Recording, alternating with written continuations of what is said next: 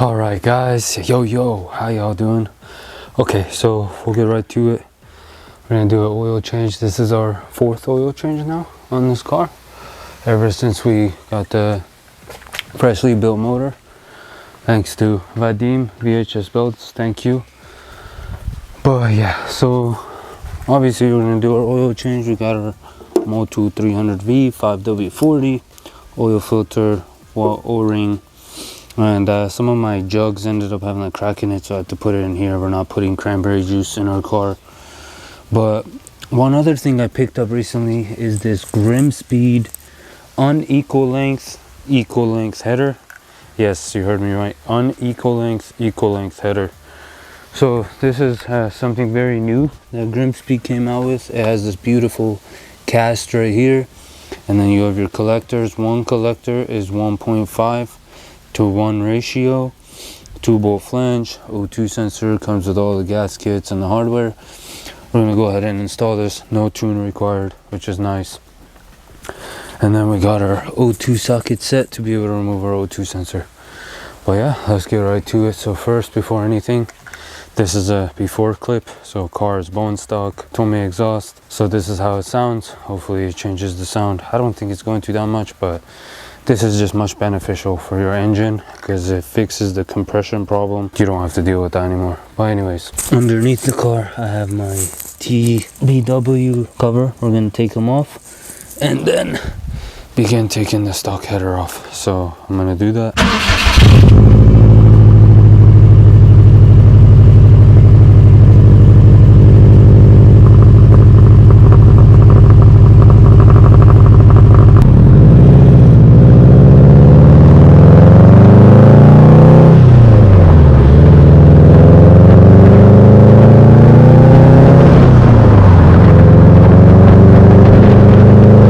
So we're gonna have to put this on pause for a week or so. I need to order a upstream O2 sensor just because from the looks of it, ours, I don't know if you guys can see or not, it's been stripped from before, and the socket won't let me remove it. So yeah, even if I was to remove it, putting it back on and making sure it's tight when it's stripped, it's another setback.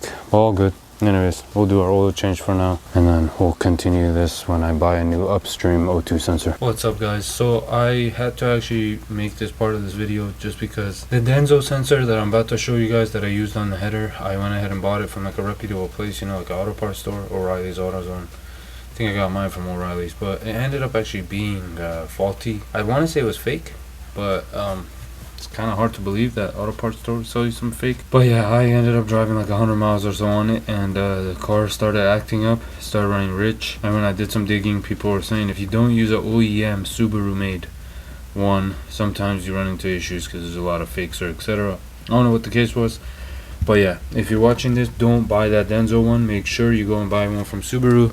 I actually ended up having to do it, so I bought a new MAF sensor as well. This is the part number for it. This is what you're going to want to need.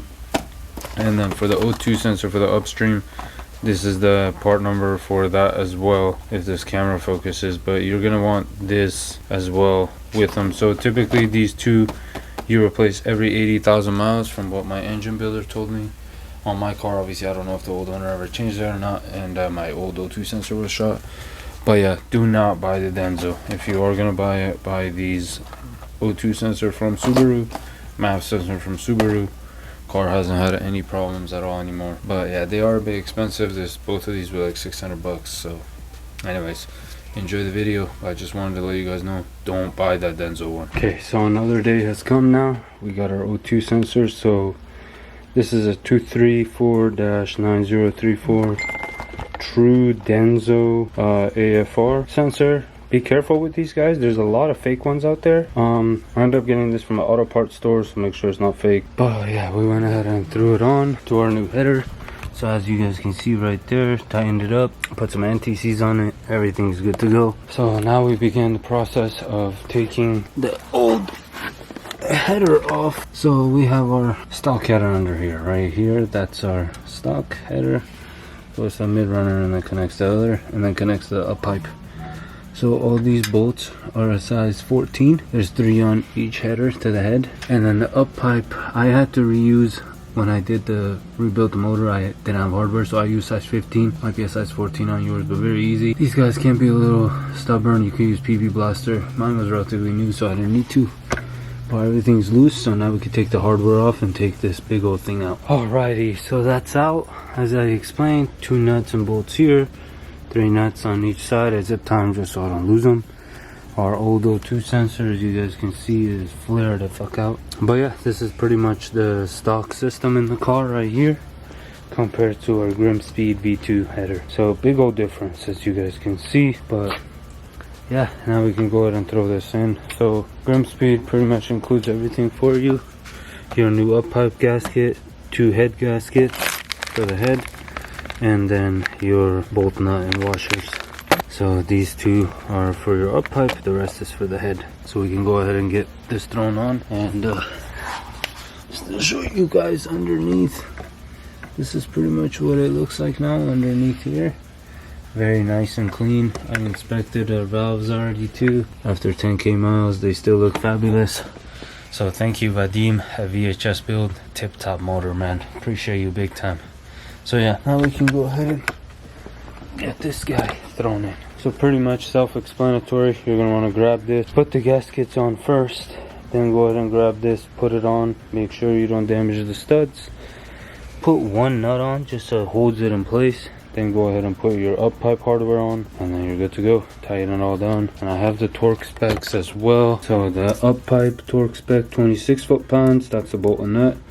And then to the head is 29 foot-pounds. So we'll do that as we come. You can use some NTCs if you want to. Alright guys, so we got everything finally on. You guys can see Grimmspeed UEL Header. Ton of clearance for the oil filter. Everything looks good. Very nice. I was a little concerned about this line right here, but it looks like there's a lot of clearance, so looks good. Everything looks very solid. Overall difficulty of this install is like a 6 out of 10. It just takes a little bit. I recommend getting a new AFR sensor, because if yours is like mine and it's seized, it's impossible to take off. But yep, we're ready for a startup.